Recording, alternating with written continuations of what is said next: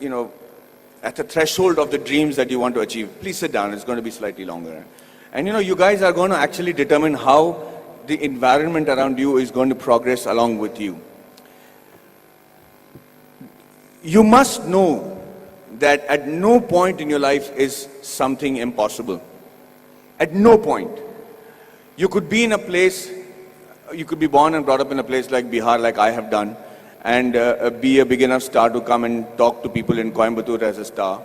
Or you could be in the industry like the Tamil and Telugu industry and be known as the most exciting director. Rajamouli suddenly decides that he can make a film which is, if not better, but at par with Hollywood. And he does that staying in India, and he hits the ball right out of the park. He becomes historic in just that one moment.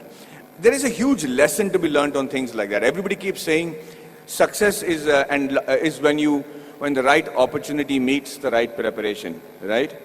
So you can't have the right preparation by being the engineer that you want to be, and you keep looking out for that right opportunity. But what makes the right opportunity and the right preparation come together? When does that synergy happen for you to be prepared for it? Because like they say, if you're prepared but you don't get the opportunity, it's useless. If you have the opportunity, you're not prepared, it's not useless. But they have to meet at a point, right? And that meeting happens because you will it to happen, because you want it so badly to happen. I could be walking down any street, I could be anybody, but why did that one director come and meet me and wanted me to act in that television serial? If you look at every next step in my career, I have never prepared for it. I have never imagined that this could happen. I never imagined that Mani Ratnam will call me. How would Mani Ratnam know about a guy who's doing a television series in Bombay without even seeing one episode of mine? So let's come back to that one point that happens, the synergy that happens between the right opportunity and the right preparation. And that happens when you have what is called situational awareness. So let me tell you a little bit about situational awareness. Situational awareness is when, as in the army, they say you're completely aware of what is happening around you at all times. So, as I was saying, the situational awareness happens when you're completely aware of everything that is going around you at all times. And you should be able to do that. When we are in the army, and if you're walking down the ground, parade ground, anybody who's involved with the defense will know what I'm saying is the truth. And if there's an officer walking away from the other side of the ground, you have to stop and salute him and say, Ram Ram Sarji, or whatever is the call of the unit. If you don't, they'll give you a brick in your hand and you have to shave with that brick. So, thank you, that's awesome. So, the situational awareness is because you should know when the enemy is around you or when there is danger around you. You know how that is taught to you from when you're a child? That's taught to you in the form of good manners, in the form of being courteous. So when you say a good morning, or you're saying a good afternoon, or you're looking around and helping a teacher who's carrying a book and being aware that she needs help, or you're watching around and stepping over a drain and not tripping on yourself, you should know that you're fairly evolved in the art of situational awareness. That's why people insist on teaching children good manners. And anybody who has good manners, it's not just a desire, it's not the desire just to be considered to be a polite guy, but the ability to know when somebody needs to be wished, somebody needs help, somebody is in need of assistance, or somebody has to run away. And that's why you teach your child good manners. And I will tell you today, from the bottom of my heart, I might not be completely worthy of some of the opportunities that I got, but I grabbed it like hell. And I got those opportunities simply because I was a very well-mannered person. I was able to, and with that manner, with the way you walk, with your gait, the kind of words that you use. It's very common to use normal language when you're friends and everything, but most people don't even have a vocabulary. The reason I started those classes in Kolhapur was so that I had my friends who came to me and said, Maddie, we are very good engineers, buddy. We're really good at what we're doing. But the problem is I can't speak in English, I can't speak in Marathi. So when they come from Tatas and Kirloskars for campus selections, I'm not able to communicate to them. They don't even observe a Kolhapuri boy wearing a terracotta pant and a shirt and wearing chappals and don't even consider that he could be a good engineer.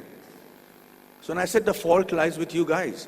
He says, you have to break the clutter. Nobody's going to come and say, hey, you know what, maybe you're a good engineer, let me give you a shot. You have to be noticed in that very first instant. And for two reasons. One is that either you should know what is a good profession for you. If you're not able to make an impression, then quickly change it. This is not the be-all and end-all. The engineering or whichever subject that you choose to major in when you're in college does not literally have to be your lifelong profession. But give it a shot. At least know if that is a profession that you really want to pursue and excel in, because that's the only way you'll survive, is if you excel in it. If you excel in it to such an extent that you think, sleep, dream, eat, breathe that particular job. And I do that with acting. And I'm telling you, I do not know what else. I would have been a really bad soldier because I think I'm a really good actor. I'm involved completely, 100% of the time. I'm doing research. If I have free time, I'm going to YouTube and finding out what is a different method of acting. I just do that with a passion. If you're not doing that for your profession, know that you're in a secondary profession. Know that you're doing something which the Lord has not made you to achieve glory in. So you have to give it that shot.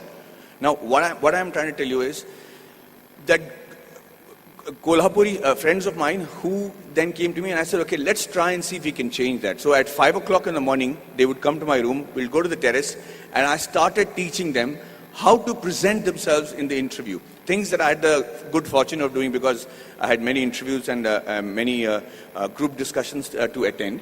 And then I started with basic things on how to shake hands, how to look somebody in the eye and speak. How do you introduce yourself? How do you shake hands with a lady as opposed to a man? How do you speak on a phone? What is dining table etiquettes? What's telephone etiquettes? When do you use a shrimp fork or a salad fork or people might think I don't require that. I'm never going to work on those things. I'm doing my father's business. But you never know. That is the preparation that you make to make that quantum leap in your careers. These are basic things. You have to know that. You have to know how to dress correctly. You have to know if you have body odor. You have to know whether you're spitting on people's face and how to stop it when you're speaking. If you don't do these things, ladies and gentlemen, you will be in an average life, doing an average job and living an average life. Having said that, I'm not saying that is wrong. That could be your calling. My father is very happy living that sort of a life because they don't live in extremes. But if you have a passion and if you have a desire to be exceptional, if you have a desire to be seen apart from the crowd, then this is the bare minimum thing you should do.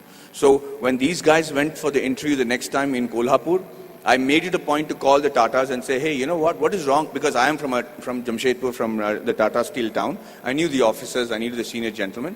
I said, sir, these friends of mine are extraordinary engineers. The mere reason why you're not taking them is because they don't know how to present themselves in English. How long is it going to take for you to send somebody who knows Marathi in your panel so that they can actually judge and see if these guys are good enough for Tata Steel? Do you need good people who speak in English or do you need somebody who are good engineers? And he agreed. He actually sent people from Maharashtra, and for the first time in the history of Kolhapur, we had 5 guys getting into Tata Steel and Kirloskars. And I just wanted to say that I'm not taking credit for it. I just felt bad because it is just a small 3-day push that they required to achieve that. So when they were interviewed, they said 4 years of learning engineering one side, and those 3 days with Maddie, we became engineers and successful today because of those 3 days. And what I am teaching you is nothing extraordinary. It is simple stuff. It's the norms. It's the way of the world. So yes, we are all radicals here. I mean, you guys are very awesome students. You're sitting there quietly listening to me. We used to make a ruckus if somebody came to give a speech. But the idea is that you have to connect to the audiences that you're speaking to. Public speaking and group discussion skills can be taught in 15 minutes. I used to challenge my students that I should say, I will hold